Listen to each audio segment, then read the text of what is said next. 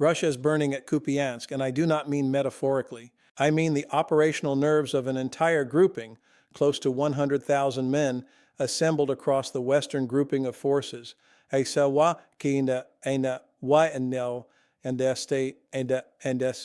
Are coming apart in real time on a stretch of riverbank that Moscow told its own population was already conquered. As I record this, the 6th Combined Arms Army, the formation Russia tasked with finishing Kupiansk, is no longer behaving like an offensive force. It is behaving like a defeated one, scrambling to resupply isolated pockets, raising flags on rooftops for cameras, and watching Ukrainian assault groups walk into districts that the Russian Ministry of Defense publicly declared captured. This is not a story about one city in Kharkiv Oblast. This is a case study in why the entire architecture of the Russian 2025 campaign was built on assumptions that were always going to fail the moment they met a Ukrainian force that had learned to fight by sensors, drones, and small unit initiative instead of by maps drawn in Moscow. Let me say what I am about to demonstrate, and then I will prove it minute by minute. The 100,000-man grouping Russia concentrated on the Kupiansk axis was not erased by a single overnight strike. It was hollowed out doctrinally, logistically, and psychologically over months of compounding miscalculation until what looked on a Kremlin briefing slide like a powerful formation behaved on the ground like a brittle one. And in the last weeks, that hollowing out tipped into visible collapse. That is the real story. The headline event is the symptom. The structural failure beneath it is the lesson. What you are witnessing at Kupiansk is not the random misfortune of a tired army. It is the systemic dismantling of a doctrine that assumed mass, secrecy, and river crossings could still win a 21st century battle. Pull the lens back and you will see that everything Moscow attempted at Kupiansk, the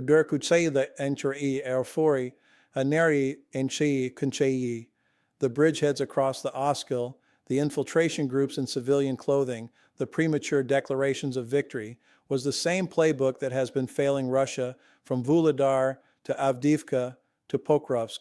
The only thing that changed at Kupiansk is the scale of the embarrassment. Now let me walk you through what this actually means at the strategic level. Rewind to late 2024. Russia restarts offensive operations toward Kupiansk in November of that year, and by December 2024 manages to establish bridgeheads on the west bank of the Oskil River north of the city. On paper, this looked like the beginning of a serious operational envelopment. The Oskil is a natural defensive line for Ukraine. If Russia could hold ground on the western bank, the entire Ukrainian defense of the Kharkiv-Kupiansk salient would become geometrically harder. That was the theory. The Russian theory rested on 3 assumptions, and I want you to hold all 3 in your mind because every one of them will fail in sequence. Assumption 1, that mass infantry assaults, supported by glide bombs and artillery, could grind Ukrainian defenders into withdrawal the way they had grinded down Avdiivka. Assumption 2, that infiltration tactics, small groups moving across the river under fog, rain, and darkness, could compensate for the impossibility of moving armored columns under Ukrainian drone observation. Assumption 3, that political momentum, meaning the constant Kremlin drumbeat that Kupiansk was about to fall, would itself become a tool of war by demoralizing Western support and confusing Ukrainian command. This is the moment where mainstream framing goes wrong. Casual coverage treated Kupiansk as a slow-motion Russian victory throughout 2025. Headlines told you Russia was advancing, that the city was being encircled, that Ukrainian troops were exhausted. That framing missed the hidden military variable. The variable was not who held more ground on a given week. The variable was the casualty exchange ratio and the manpower replacement curve underneath it. Let me give you the number that mainstream news refused to put at the top of the page. Ukrainian command on the Kupiansk axis has reported casualty ratios reaching 27 Russian soldiers killed or wounded for every 1 Ukrainian. 27 to 1. Let that sink in for a moment. There is no army in the modern era that can sustain a 27 to 1 exchange ratio and continue to project offensive power. Russia tried. Russia is paying for it now. And it gets even more serious from here because that ratio is not an accident. It is the direct product of a doctrinal asymmetry. Ukraine is fighting Kupiansk as a drone-saturated, sensor-dense kill zone. Russia is fighting Kupiansk as if it were 1944.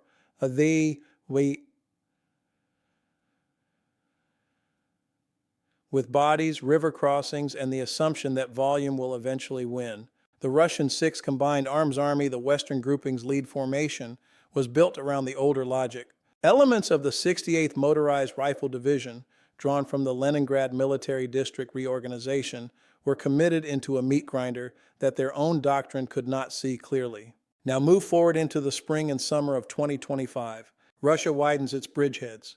Russian infantry filter into the northern outskirts of Kupiansk, dressed in civilian clothes, hiding among displaced residents, moving in groups of 2 and 3. Russian state media begins to claim that the city is being entered. The Kremlin begins to brief that Kupiansk will be the symbolic prize that demonstrates Russia can still take a regional center. By August 2025, Russia is publicly extending what it calls an encirclement. This is where the second assumption fails. The infiltration tactic, which sounded sophisticated in Russian propaganda, was in fact an admission of weakness. Russia could no longer move armored columns into Kupiansk because Ukrainian FPV drones, mortar teams, and artillery had turned every approach road into a corridor of destruction. Infiltration was not innovation. Infiltration was what was left after the armor failed. And once those small infiltration groups reached the city, they were isolated, cut off from resupply, hunted block by Ukrainian assault units that had been preparing for exactly this kind of urban drone fight. By the autumn of 2025, the Russian Ministry of Defense was in a trap of its own making. Moscow had told its public so loudly and so often that Kupiansk was falling that it had to claim victory regardless of the facts on the ground. So, on December 16, 2025, the Western grouping of forces announced through one of its officers, Leonid Sharov, that the 6th Combined Arms Army had established full control over Kupiansk. The Russian flag was raised on buildings. Russian war correspondents filmed stage footage. Russian mill bloggers celebrated. The problem was that none of it was true. Pull the lens back. The real question is not whether Russia entered Kupiansk. Small infiltration groups did. The real question is whether Russia controlled Kupiansk. It did not and could not, because the river crossings that fed those infiltration groups had been turned into a graveyard. Let me walk you through what Ukrainian forces did at the Oskil. Ukraine's 10th Army Corps, supported by the 2nd Corps and a layered constellation of drone units, methodically destroyed nearly every attempt at boat crossings. Russians moved at night under rain in fog, exactly the conditions Moscow believed would shelter them. Those conditions became the trap. Ukrainian thermal optics, persistent ISR drones, and pre-registered artillery fires turned the Oskil into a body recovery operation. Ukrainian commanders confirmed that the overwhelming majority of Russian crossing attempts were eliminated by artillery, mortars, and FPV drones before reaching the western bank. The bridgehead that was supposed to anchor the entire operation began to shrink. By December, Ukraine's commander-in-chief, General Oleksandr Syrsky, confirmed that Ukrainian forces had cleared the Russian bridgehead north of Kupiansk on the Oskil River. That is the moment the 100,000-man grouping ceased to be a coherent offensive instrument. Once the bridgehead is gone, the men inside the city are no longer the spearhead of an army. They are stranded. They are decoration. They are evidence on a Russian press release that has nothing to back it up. And here's where the third assumption, political momentum as a weapon, turns against the Kremlin. Russia spent so much credibility insisting that Kupiansk had fallen, that when Russian mill bloggers themselves began acknowledging in late December 2025 that Ukrainian forces were advancing in central, western, northwestern, and southern Kupiansk simultaneously, the contradiction became impossible to manage. Kremlin-affiliated mill bloggers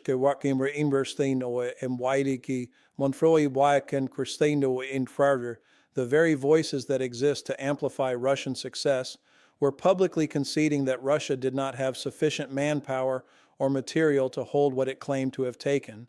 The Institute for the Study of War documented this in its December 26th and December 28th assessments. The narrative collapsed in Moscow's own mouth. This is the doctrinal pattern I want you to recognize because it is the one Russia keeps repeating across this entire war. Russia announces a victory before it has secured the terrain. Ukraine then counterattacks into the unsecured ground. Russia is forced to either accept the contradiction or commit more troops to defend a fictional control line. Either way, Russia loses. At Kupiansk, Russia chose to feed more men in, and those men met the same fate as the men before them. Let me give you the industrial picture because tactical collapse is downstream of industrial reality. According to Ukrainian General Staff data, assessed by ISW at the end of 2025, Russian forces suffered approximately 416,000 casualties across all fronts in 2025 alone. The Center for Strategic and International Studies put the figure near 415,000 for the year, with a monthly average approaching 35,000 casualties. NATO Secretary General Mark Rutte characterized recent two-month windows as inflicting roughly 65,000 Russian casualties, a pace he publicly called crazy. Now layer that onto Kupiansk specifically. Russia massed close to 100,000 personnel across the broader Kupiansk operational direction over the course of 2025, and that sounds like overwhelming force until you set it against the casualty exchange. At a 27-to-1 ratio in the worst sectors, and at single-day Russian losses in the Kupiansk area reported at over 1,000 soldiers during peak fighting in November 2025, the manpower account drains faster than Russia can replenish it. The 6th Combined Arms Army was supposed to be one of Russia's premier formations after its Leningrad military district reorganization. Inside Kupiansk, it is fighting like a depleted one, and here is the broader pattern this confirms. Russia is now planning, according to Ukrainian Commander-in-Chief Syrsky, to draft another 409,000 troops in 2026. Read that number carefully. That is not the number you draft when your army is winning. That is the number you draft when your army is being consumed faster than it can regenerate. The entire Russian grouping in Ukraine has stayed roughly constant at around 711 to 712,000 personnel across a 1,200-kilometer front for the past 6 months. That apparent stability is not strength. That stability is the visible top of a churn machine in which men are dying at the same rate they are being conscripted. Kupiansk is where that churn machine became visibly insufficient. What happens next changes everything, because the climactic operation at Kupiansk is not a single dramatic raid.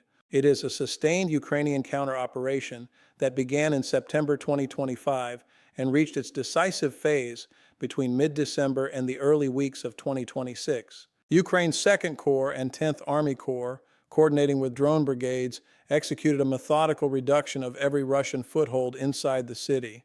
By mid-December, Ukrainian forces reported encircling approximately 200 Russian troops inside Kupiansk itself, with attempts to break out repeatedly repelled.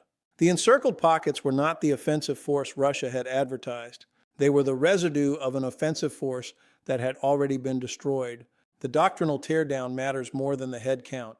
Let me walk you through it because this is the part casual coverage will not give you. First, Ukraine denied Russia mobility. Every road into Kupiansk and every river crossing on the Oskil was placed under persistent drone observation and pre-registered fires. Second, Ukraine denied Russia coordination. Russian infiltration groups, once inside the city, could not be reliably resupplied or extracted, which meant they could not coordinate with follow-on echelons. Third, Ukraine denied Russia command resilience. The premature Kremlin declaration of victory locked Russian commanders into defending a fiction, which meant they could not redeploy, could not regroup, and could not honestly report what was happening.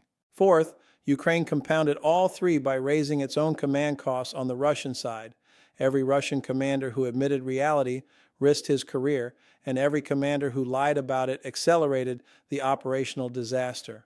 This is what asymmetric adaptation looks like. Ukraine is not winning at Kupiansk because Ukraine has more men. Ukraine is winning because Ukraine has built a sensor strike decision cycle that Russia cannot match. The drones are not the secret. The drones are the visible expression of the secret. The secret is the speed of the loop, and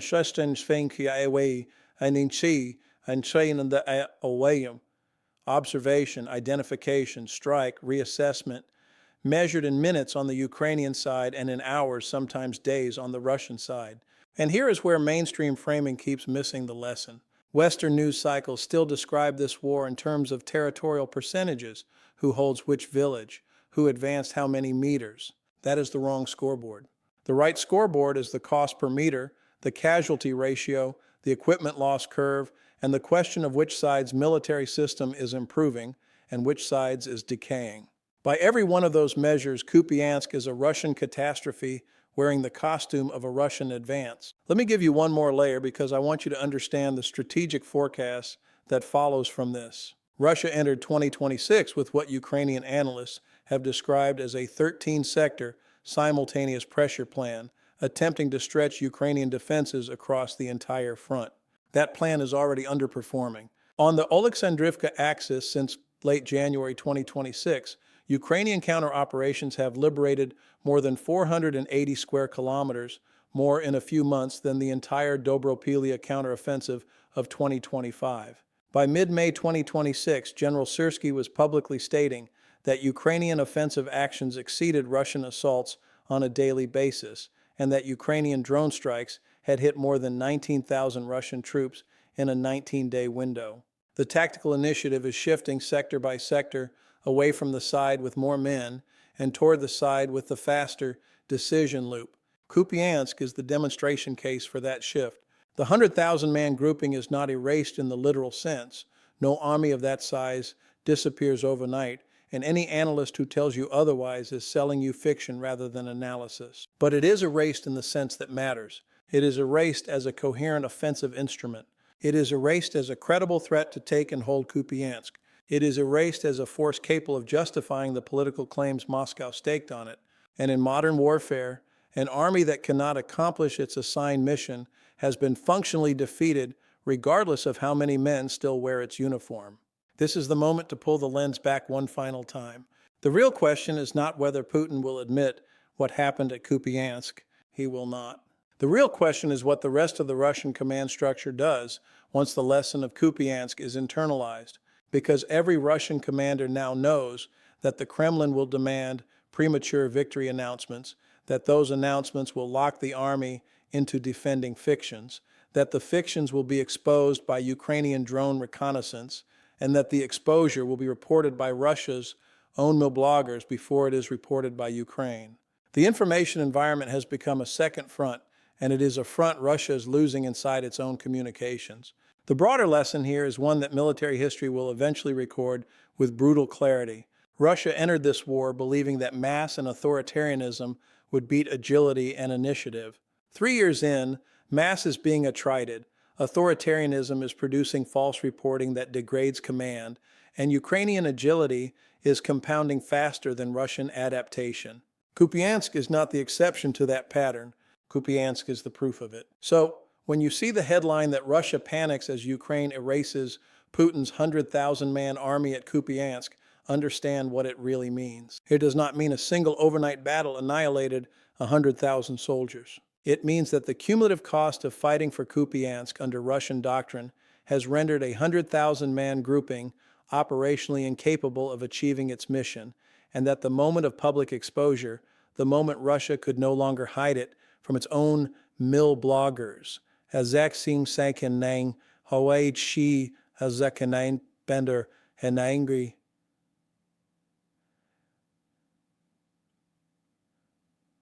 arrived. The army is not gone in body count. The army is gone in capability. And in war, capability is the only currency that matters. What comes next on this axis is the slower, harder phase. Ukraine must consolidate what it has retaken, defend against Russian counterpressure, and continue to attrite the Western grouping faster than Russia can reinforce it. Russia must decide whether to double down on a doctrinal model that has now visibly failed, or whether to attempt the kind of operational reform it has so far been politically incapable of executing. My professional judgment, based on decades of watching how armies do and do not learn under fire, is that Russia will double down. Authoritarian systems rarely reform under pressure. They escalate, which means the next chapter of this story is not Russia learning from Kupiansk. The next chapter is Russia trying to manufacture a different victory somewhere else on the line to bury the memory of Kupiansk. And we will be watching every meter of that attempt. I am going to keep tracking this for you because the patterns we are seeing now, the collapse of premature Russian victory claims, the acceleration of Ukrainian counter-operations, the visible erosion of the 6th Combined Arms Army, the political fragility inside the Russian information space,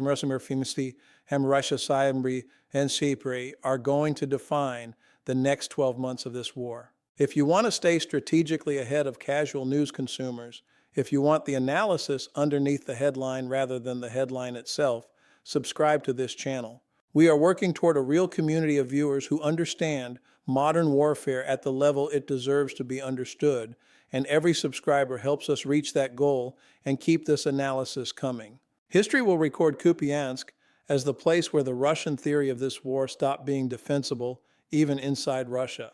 The men who paid for that lesson did not need to die for it.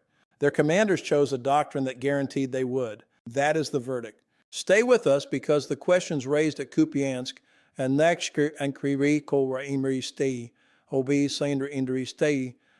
about how Russia recovers, how Ukraine sustains, and how the West responds to a war whose military logic has now decisively shifted, do not have simple answers, and they are the questions that will define everything that comes next.